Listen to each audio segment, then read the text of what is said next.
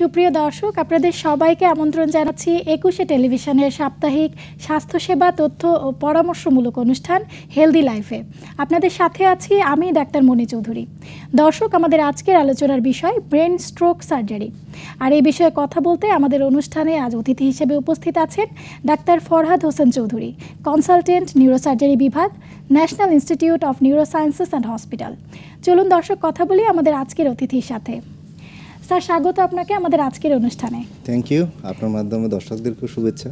Sir, প্রথমে আমি সাধারণ দর্শকদের জন্য জেনে নিতে চাই স্ট্রোক কি এবং কি কি ধরনের স্ট্রোক আছে। স্ট্রোকটা হলো মূলত ব্রেনের রক্তনালীর সমস্যার কারণে স্ট্রোক হয়। জি। এইটা বন্ধ হয়ে যাওয়ার কারণে হতে পারে, আবার রক্তনালী ফেটে যাওয়ার কারণে হতে পারে। বন্ধ হয়ে যাওয়ার কারণে যেটাকে আমরা বলি ইসকেমিক স্ট্রোক, আর রক্তনালী ফেটে যাওয়ার কারণে যেটা হয় সেটাকে বলে হ্যামোরেজিক স্ট্রোক। ইসকেমিক স্ট্রোকটা বা হ্যামোরেজিক স্ট্রোক এটার হওয়ার পিছনে অনেকগুলো কারণ আছে, গুরুত্বপূর্ণ কারণ। এর মধ্যে প্রধান কারণগুলো যেগুলো আছে সের মধ্যে হাইপারটেনশন, ডায়াবেটিস, হাইপারলিপিডেমিয়া বা যেটাকে বাংলা আমি বলতে পারি যে রক্তে চর্বির পরিমাণ বৃদ্ধি পাওয়া, এবং স্মোকিং বা ধূমপান, এগুলো মূল কারণ। স্ট্রোকের রোগীরা আমরা সাধারণত জানি যে প্যারালাইসিস হবে বা ঢোক গিলতে সমস্যা অথবা কথা বলতে পারে না। এছাড়া আর কি কি লক্ষণ নিয়ে রোগীরা আপনাদের কাছে আসেন? মূলত প্রথমত যেটা ইসকেমিক স্ট্রোক যেটা আমরা বলি, সেটাতে দেখা যায় যে রোগীর কথা বলতে অসুবিধা হয়, অথবা একদিক দুর্বল হয়ে যায়, একটা হাত বা পা দুর্বল হয়ে যায়, অথবা চোখে হঠাৎ করে অন্ধ হয়ে যাওয়ার মতো হয়, পরে আবার ঠিক হয়ে যায়। এটাকে আমরা টিআইএ বলি অনেক সময়। অনেক সময় প্যারালাইসিসটা পার্মানেন্টও হয়ে যায়। আর হ্যামোরেজিক স্ট্রোকে একই ঘটনাগুলো ঘটতে পারে, কিন্তু মোর ড্রামাটিক ওয়েতে হয়। অনেক সময় দেখা যায় বমি হচ্ছে, তারপর অজ্ঞান হয়ে যাচ্ছে রোগী, সাথে সাথে প্যারালাইসিস বা ওগুলো তো থাকেই। জি জি। তাহলে ক্লিনিক্যালি বোঝার কোনো উপায় আছে যে কোনটি ইসকেমিক স্ট্রোক এবং কোনটি hemorrhagic stroke? Ischemic stroke a little slow progress করে, আর হ্যামোরেজিক স্ট্রোকটা ড্রামাটিক, যেমন হেডেক, ভমিটিং, অজ্ঞান হয়ে যাওয়া, মানে হঠাৎ করে হয়ে যাচ্ছে বা রোগীটাও বেশি খারাপ হয়ে যাচ্ছে। বেশি খারাপ হয়ে যাচ্ছে। আপনি আরেকটা বলেন ট্রানজিয়েন্ট ইসকেমিক অ্যাটাক বা টিআইএ, সেটি কখন বলবো? সেটা হলো যে হাত বা পা দুর্বল হলো বা কথা আটকায় গেল, অথবা চোখে দেখতে অসুবিধা হচ্ছে, কিছুক্ষণ পর বা ২৪ ঘন্টার মধ্যে যদি এটা আবার ঠিক হয়ে যায়, তখন এটাকে টিআইএ বলা হয়। কিন্তু পরবর্তীতে তো আবার তাদের স্ট্রোকের ঝুঁকি আছে। এটা হলো ঝড়ের পূর্বাভাস। আচ্ছা আচ্ছা। স্ট্রোক হেমোরেজিক না ইসকেমিক সেটা বোঝার জন্য কি কি পরীক্ষা করা হয়ে থাকে? এটা আসলে যখন রোগীটা আমাদের কাছে প্রথমে প্রেজেন্ট করে আসে, তখনই এটা ডিফারেন্সিয়েট করার জন্য জরুরি ভিত্তিতে যেটা দরকার, একটা সিটি স্ক্যান করা দরকার। সিটি স্ক্যানে আমাকে বলে দিবে যে এটা কি হ্যামোরেজিক স্ট্রোক না ইসকেমিক স্ট্রোক। হ্যামোরেজিক স্ট্রোকের ক্ষেত্রে সাথে সাথেই আমরা একটা হাইপার ডেন্স শ্যাডো ব্রেনের মধ্যে আমরা পাবো, আর ইসকেমিক স্ট্রোক সাথে সাথে তেমন কোনো চেঞ্জ হবে, অলমোস্ট নর্মাল দেখা যাবে। ৬ ঘন্টা পরে সেটা হাইপোডেন্স হিসাবে দেখা যেতে পারে। ৬ ঘন্টা পরে আমরা সিটি স্ক্যান করি। হেমোরেজিক স্ট্রোক এবং ইসকেমিক স্ট্রোক, এই দুটো স্ট্রোকে কোন কোন ক্ষেত্রে সার্জারির ভূমিকা আছে? দুটোর ক্ষেত্রে সার্জারির ভূমিকা আছে। আমি যদি প্রথমে ইসকেমিক স্ট্রোকের কথা বলি, ইসকেমিক স্ট্রোক যদি আমাদের ৯ ঘন্টার মধ্যে আসে, রোগীটা প্রথম ৯ ঘন্টায় বলা হয়, তাহলে যে জায়গায় ক্লট ফর্মেশন বা রক্তনালীটা বন্ধ হয়ে গেল, সেটা কিন্তু আমরা পুনরায় খুলে দিতে পারি, যেটাকে বলে আইভি থ্রম্বোলাইসিস অথবা মেকানিক্যাল থ্রম্বোইক্টমি। স্পেশালাইজড ইউনিট যেমন নিউরোসায়েন্সে এটা হয়, বা আরও প্রাইভেটলি ২-১ জায়গাতে হয়। তো এটা আমরা খুলে দিতে পারি। যদি ৯ ঘন্টা, ক্ষেত্র বিশেষে ১২ ঘন্টাও বলা হয়, এটা পার হয়ে যায়, তখন এই ক্ষেত্রে আর খুব বেশি কিছু করার থাকে না।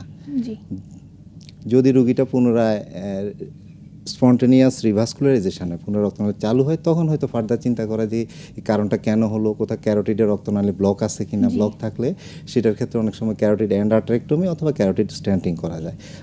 আরও একটা বিষয়, যদি দেখা যায় টোটালি বন্ধ হয়ে আছে কিন্তু ব্রেন পুরোপুরি এখনও নেক্রোজড হয়ে যায় না বা কিছু বেঁচে আছে, যেটাকে আমরা বলি সার্ভাইভিং ব্রেন উইথ ইসকিমিয়া, তাহলে সেই ক্ষেত্রে অনেক ক্ষেত্রে ব্রেন বাইপাসও আমরা করি, ইসিআইসি বাইপাস বলা হয় সেটাকে। সেটা আমরা রুটিনলি করি প্রাইভেট এবং এতে ইসকেমিক স্ট্রোক। এটা হলো যে ইসকেমিক স্ট্রোকের সার্জারির ভূমিকা। আবার যেটা বললাম যে ১২ ঘন্টা পরে আসলো, টোটাল স্ট্রোক হয়ে গেল, তখন দেখা যায় যে ব্রেনে অনেক সময় ফুলে যায়, নষ্ট হয়।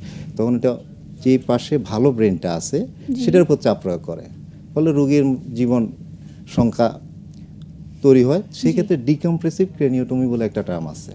সেক্ষেত্রে ব্রেনের খুলিটা, মাথার খুলিটা খুলে আমরা রেখে দিই, ৩ মাস পরে আবার এটা লাগাই দেওয়া হয়। যেসব রোগী 9 ঘন্টার মধ্যে আসলো, আপনি বললেন থ্রোম্বোলাইসিস করা যেতে পারে, সেই রোগীগুলো যাদের প্যারালাইসিস হয়ে গেছে সেই ক্ষেত্রে কি কোনো উন্নতি হবে নাকি সেটার জন্য দীর্ঘদিন সময় ভালো সম্ভাবনা থাকে? আচ্ছা, সেক্ষেত্রে টাইমটা খুবই ইম্পর্টেন্ট এক্ষেত্রে। জি জি।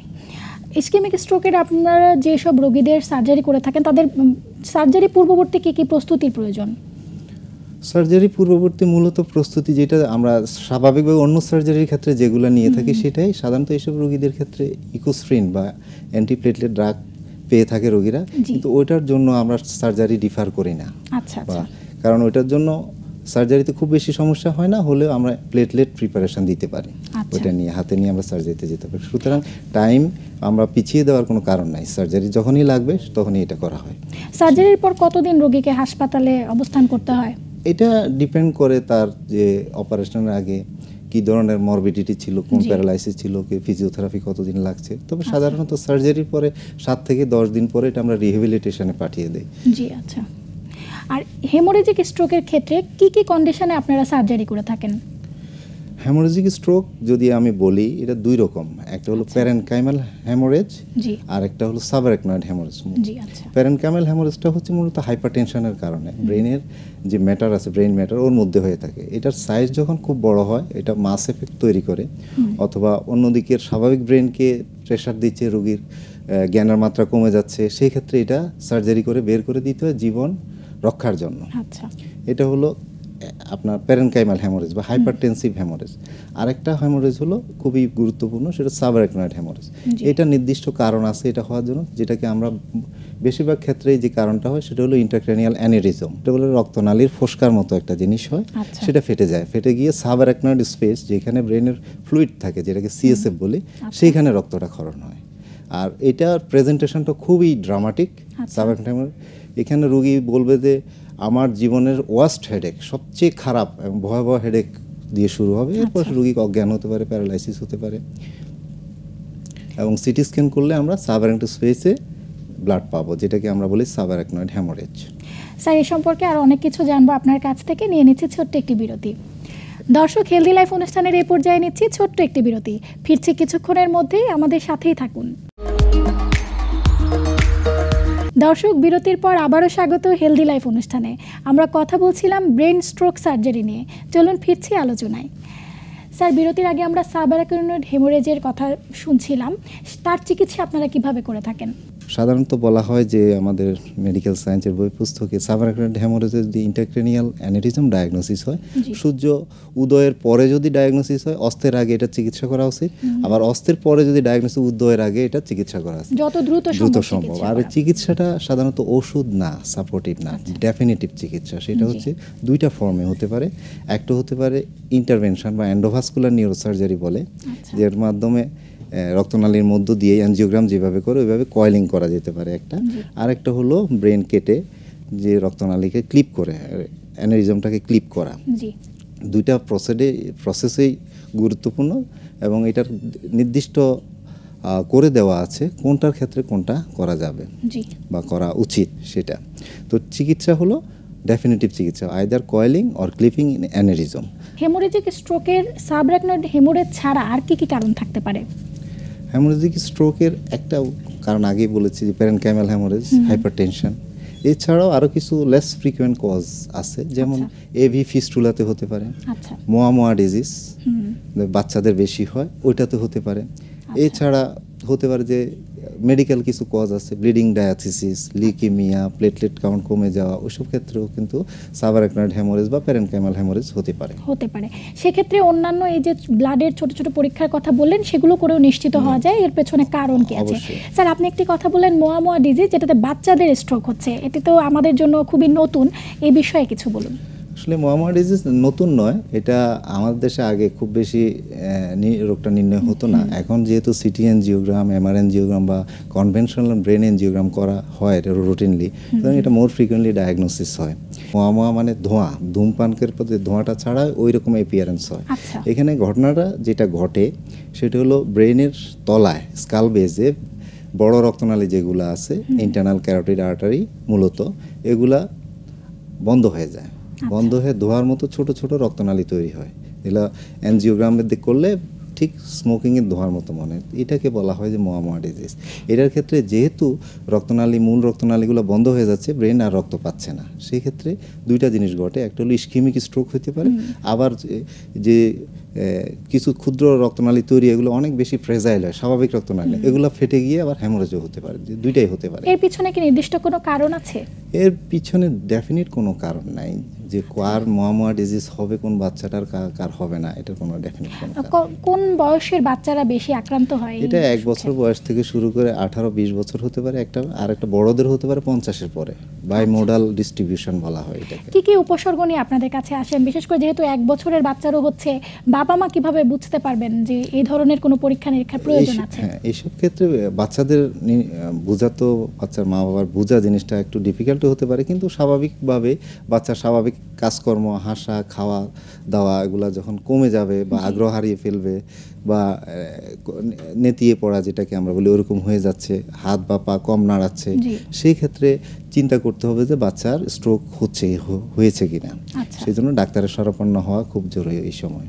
স্যার, এই রোগটির ক্ষেত্রে আপনারা কিভাবে সার্জারি করে থাকেন? বাচ্চাদের ক্ষেত্রে কিভাবে ম্যানেজ করে থাকেন? হ্যাঁ, এটা একটা গুরুত্বপূর্ণ প্রশ্ন করেছেন আপনি। বাচ্চা 1 বছরের বাচ্চা হতে পারে, 5 বছর, 10 বছর, এদের ক্ষেত্রে অনেক সময় অ্যানজিওগ্রাম করা, কনভেনশনাল অ্যানজিওগ্রাম করা খুব কঠিন। সেই ক্ষেত্রে আমাদের এখন টেকনোলজি তো অনেক এগিয়ে গেছে, সিটি এনজিওগ্রাম এসেছে, এমআর এনজিওগ্রাম এসেছে। এটা দিয়ে আমরা যখন ডায়াগনোসিস পৌঁছায় যাই, তখন আমরা স্ট্র্যাটেজি ঠিক করি যে কি সার্জারি করব। এই ক্ষেত্রে যেটা করতে হবে, ব্রেনের রক্ত প্রবাহ বাড়াতে হবে আপনাকে। তার জন্য ইনডাইরেক্ট রিভাসকুলারাইজেশন একটা জিনিস আছে, আর একটা ডাইরেক্ট হলো জাস্ট হার্টে যেভাবে বাইপাস করে ঠিক সেইভাবে, সেটা আমরা করি। আবার ইনডাইরেক্টও একটা বিষয় আছে, যে যারা ডাইরেক্ট বাইপাসটা অত টেকনিক্যালি যাদের জন্য ফিজিবল না, তারা সেটা করে। দেখা গেলো ব্রেনের বাইরের রক্তনালীটাকে নিয়ে ব্রেনের সারফেসে রেখে দেয়, ফলে অটোমেটিক্যালি ওইখান থেকে রক্তনালীটা কানেক্টেড হয়ে যায় ব্রেনের রক্তনালীর সাথে। যদি এটাতে সময় লাগে 3 থেকে 6 মাস, তারপর ব্রেন রক্ত প্রবাহ পাচ্ছে। আর ডাইরেক্ট সেটা ডাইরেক্ট আপনি অ্যানাস্টোমোসিস করে দিলেন, সাথে সাথেই রক্ত প্রবাহ বেড়ে যাচ্ছে। এটা হলো মোয়ামোয়া ডিজিজের, বাচ্চা হোক বুড়া হোক, দুটার ক্ষেত্রে একই চিকিৎসা। স্যার, হেমোরেজিক স্ট্রোকের ক্ষেত্রে অপারেশনের পরে রোগীরা কি কি ধরনের ওষুধ সেবন করতে হয়? হেমোরেজিক স্ট্রোকের পরে সাধারণত হাইপারটেনসিভ ড্রাগ বা ডায়াবেটিস বা হাইপারকোলেস্টেরমিয়া প্রিভেন্ট করার জন্য যে ড্রাগগুলো, সেগুলো সাধারণত কন্টিনিউ করবে।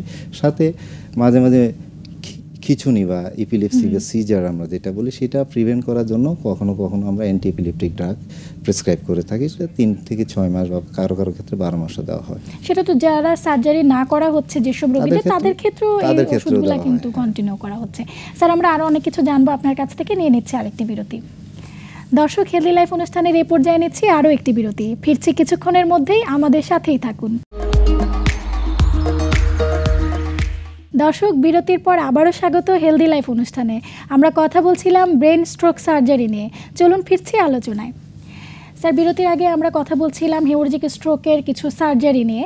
আমি আপনার কাছে এখন জানতে চাই যে হেমোরেজিক স্ট্রোকের সার্জারির পরে আবারও কি তার হেমোরেজ হওয়ার কোনো সম্ভাবনা আছে? হেমোরেজিক স্ট্রোকের সার্জারির পরে যদি আপনি যে প্রিভেন্টেবল কজগুলো আছে বা এক্সিস্টিং ফ্যাক্টর যেগুলো আছে, সেগুলো যদি আপনি প্রিভেন্ট না করেন বা ট্রিট না করেন, তাহলে আবার হওয়ার সম্ভাবনা অবশ্যই আছে। যদি আপনি ধূমপান করে থাকেন, তাহলে ধূমপানটা বন্ধ করতে হবে, ডায়াবেটিসটা কন্ট্রোল করতে হবে, লিপিড লোয়ারিং ড্রাগ আপনাকে নিতে হবে লিপিড লোয়ার করার জন্য, কমানোর জন্য, বা হাইপারটেনশনের জন্য অ্যান্টি হাইপারটেনসিভ ড্রাগ নিতে হবে। সুতরাং আবার হওয়ার সম্ভাবনা তো থাকেই সব ক্ষেত্রেই। সেক্ষেত্রে প্রতিরোধ করতে হবে। প্রতিরোধের জন্য আমরা কি কি করতে পারি? প্রতিরোধের জন্য প্রথম কথা হচ্ছে আপনাকে হেলদি লাইফস্টাইল মেনটেন করতে হবে। নিয়মিত আপনার খাওয়া দাওয়া করা, হেলদি ফুড, তো যেমন ডায়াবেটিসটা কন্ট্রোল করা, প্রেশার হাইপারটেনশন কন্ট্রোল করা এবং স্মোকিং না করা, এটা। আর রেগুলার খেলাধুলা করা, ব্যায়াম করা প্রিভেনশনের অন্যতম প্রধান উপায় এগুলা। স্যার, সার্জারির পরবর্তী সময়ে রোগীদের কি কি সতর্কতা অবলম্বন করতে হয়? আপনাদের কাছে কতদিন পর পর তাদের ফলো আপে আসতে হয়? সতর্কতার বিষয়টা হচ্ছে মূলত আমরা যে ড্রাগগুলো প্রেসক্রাইব করি আর যে নিয়মকানুনগুলো বলে দিই, এগুলা মেনে চলা নিয়মিত।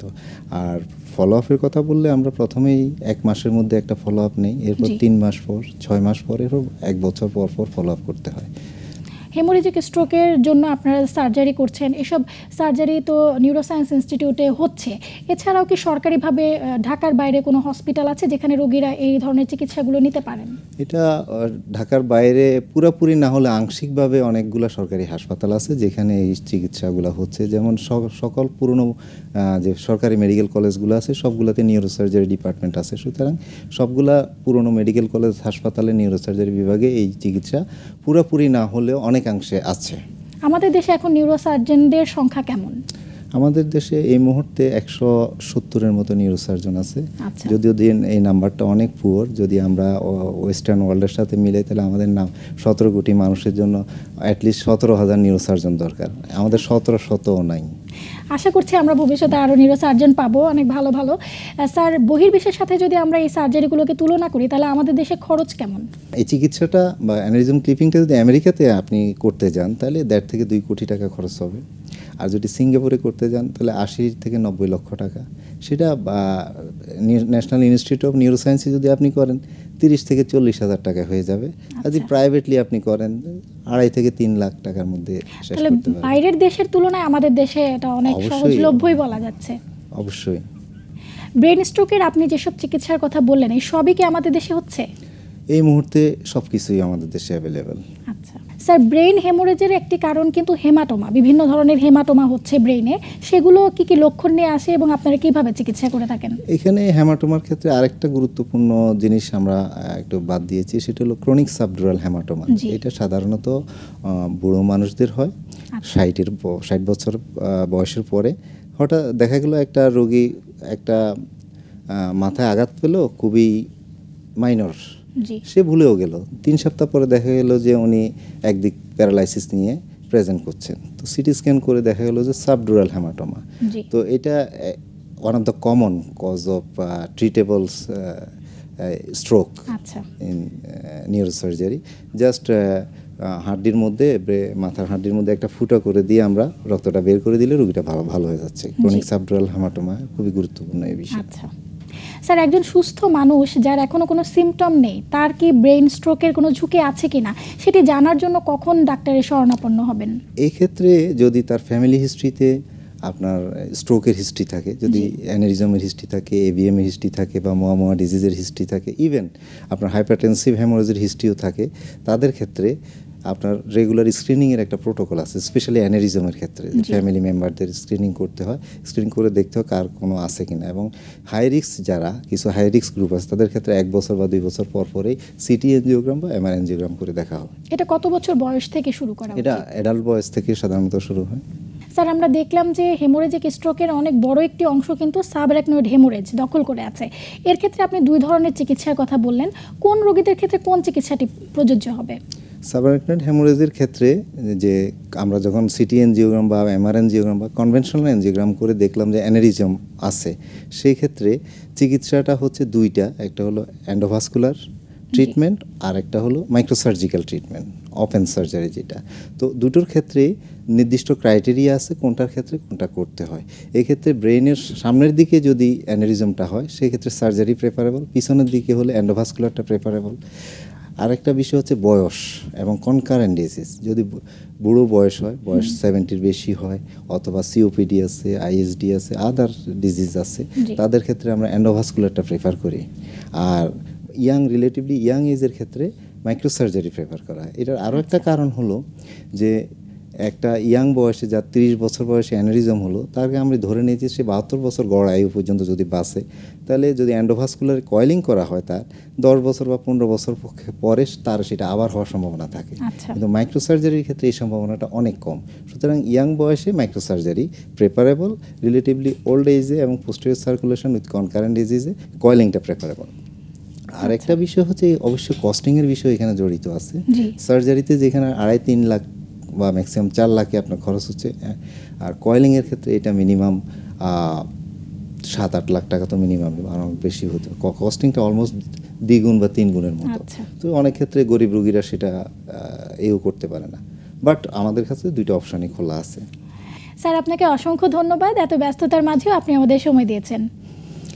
থ্যাংক ইউ আপনাকে এবং এখানে ইটিভির কলাকুশলী যারা আছেন তাদের সবাইকে এবং দর্শকদেরকে শুভেচ্ছা নিরন্তর। ভালো থাকবেন আশা করি। আসসালামু আলাইকুম। দর্শক, আমরা অনুষ্ঠানের একেবারে শেষ পর্যায়ে চলে এসেছি। আশা করি আমাদের আজকের অনুষ্ঠান থেকে আপনারা সবাই উপকৃত হয়েছেন। দর্শক, আপনি কিন্তু আপনার সমস্যার কথা জানিয়ে আমাদের কাছে চিঠি লিখতে পারেন। আমাদেরকে লিখবার ঠিকানা: প্রযোজক হেলদি লাইফ, 21শে টেলিভিশন লিমিটেড, 10 কারওয়ান বাজার, ঢাকা 1215। এছাড়া এই অনুষ্ঠান সম্পর্কে আপনার মতামত জানাতে ভিজিট করুন আমাদের ফেসবুক পেজে, facebook/healthylife এই ঠিকানায়। দর্শক, আজ এই পর্যন্তই। দেখা হবে পরবর্তী পর্বে একই দিন একই সময়ে। ততক্ষণ পর্যন্ত সবাই সুস্থ থাকুন, ভালো থাকুন, 21-এর সাথেই থাকুন।